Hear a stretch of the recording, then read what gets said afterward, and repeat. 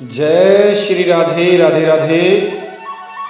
प्रिय बंधुओं, प्रिय साथियों, नित्य की श्रृंखला में आज भी सामने एक प्रश्न आया और उसमें फिर पूछा है कि बताइए जी, गोपियों का जो प्रसंग है और गोपियां आपने बताया, उसके आगे का जो प्रसंग है उसे बताइए। गोपी और कहां से ब्रजमंडल में आई, तो साथियों आपने पूछा है, बहुत अच्छी बात है, कहां से गोपियां आई, उसको हम आगे की श्रृंखला में बताने के लिए जा रहे हैं। सुनिए, अगर हमारे चैनल पर नए सब्सक्राइब कर लिया तो अच्छी बात है। तो साथियों यहाँ तक बता दिया था कि संत ऋषि मुनि भी ब्रजमंडल में गोपी बने थे, और उससे आगे की बात यह है कि यहाँ से शुरुआत होती है कि जिस समय भगवान श्री राम जी का वनवास हो गया था और उस वनवास में वहाँ पर जंगल में रहते थे, जाते थे, तो वहाँ पर राम जी ने उस समय भीलों की स्त्रियों को देखा, और भीलों की स्त्रियों ने राम जी को देखा तो राम जी पर वो मोहित हो गई, और उनके मन में राम जी से मिलने की उत्कट इच्छा उत्पन्न होने लगी। अरे इतने अद्भुत भगवान है, कौन नहीं चाहेगा इस दुनिया में। वे प्रेम से विह्वल हो गई, और यहाँ तक कि श्री राम जी के चरणों की धूल मस्तक पर रखकर अपने प्राणों को छोड़ने की तैयारी करने लगी। कहने लगी, या तो भगवान हमें अपनाएंगे, नहीं तो हम अभी प्राण छोड़ते हैं। ऐसी तपस्या साधना देखी साथियों, ये होता है प्रेम। क्या तो भगवान कृपा करेंगे, नहीं तो हम मर जाएंगे। उत्कट इच्छा, यही तो तपस्या है। इसको तीव्र भक्ति योग कहते हैं साथियों। उस समय श्री राम जी ब्रह्मचारी के बीच में वहां आए और इस प्रकार बोले। राम जी ने मन की इच्छा समझ ली थी, वेश बदलना पड़ा और बोले, तुम व्यर्थ ही प्राण त्यागना चाहती हैं स्त्रियों, ऐसा मत करो। द्वापर के अंत में वृंदावन में तुम्हारा मनोरथ पूर्ण होगा। हाँ, तो इस प्रकार आदेश देकर श्री राम जी ब्रह्मचारी का रूप धारण करके आए थे, और वहीं से फिर अंतर्हित हो गए। राम जी सीधे सीधे नहीं आए, ब्रह्मचारी के रूप धारण करके उनको वरदान देने के लिए आए थे कि प्राण मत त्यागो, भगवान तुम्हारे पे कृपा करेंगे और तुम वृंदावन में गोपी बनोगी।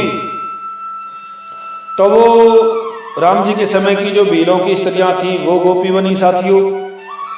और क्या प्रसंग है सुनिए।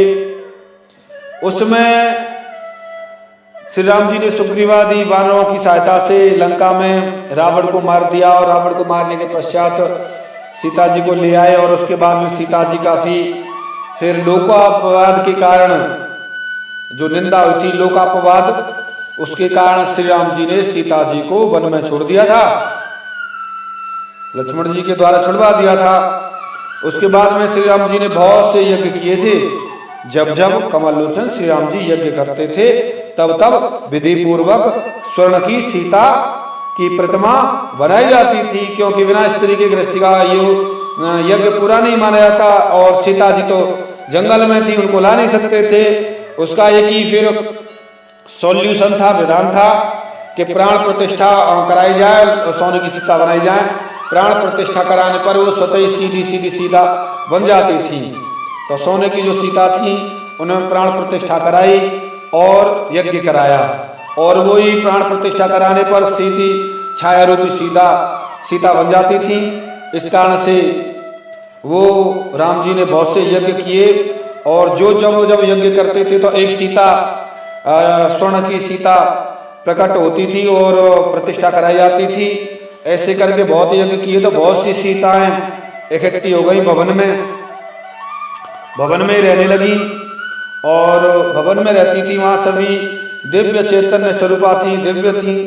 और एक दिन श्री राम जी के पास आई और बोली, श्री राम जी से कहा है कि आप हमें अपनाओ भगवान। उस समय श्री राम जी ने कहा, मैं तुम्हें स्वीकार नहीं कर सकता, क्योंकि तब वे प्रेम प्रणा सीता की मूर्तियां जो राम जी से कहने लगी थी कि मैं आपसे, तब वो कहने लगी, ऐसा क्यों, तुम हमें स्वीकार क्यों नहीं कर सकते। हमने भी तो आपकी सेवा की है। हमारा भी नाम तो मिथिलेश कुमारी सीता ही है, हम भी कोई अलग थोड़ी हैं, हम भी तो सीता ही हैं। और हम उत्तम व्रत का आचरण करने वाली सतियां हैं। फिर भी आप हमें ग्रहण क्यों नहीं कर रहे? यज्ञ करते समय हम आपकी अर्धांगिनी बनकर निरंतर कार्यों का संचालन करती रही हैं। आप धर्मात्मा और वेद के मार्ग का अवलंबन करने वाले महापुरुष हैं। यह अधर्मपूर्ण बात करके श्री मुख से कैसे निकाल रहे हैं राम जी? यदि आप स्त्री का हाथ पकड़कर उसे त्यागते हैं तो आप पाप लगेगा आपको। श्री राम जी बोले, हे सतयुग, तुमने मुझसे जो बात कही है वह तो सही है, परंतु मैंने तो एक पत्नी व्रत धारण कर रखा है। आई हैव वन वॉ टू हैव वन वाइफ धारण कर रखा है। सभी लोग मुझे राजर्षि कहते हैं, अतः मैं नियम को नहीं छोड़ सकता। एकमात्र सीता ही मेरी सहधर्मिणी है।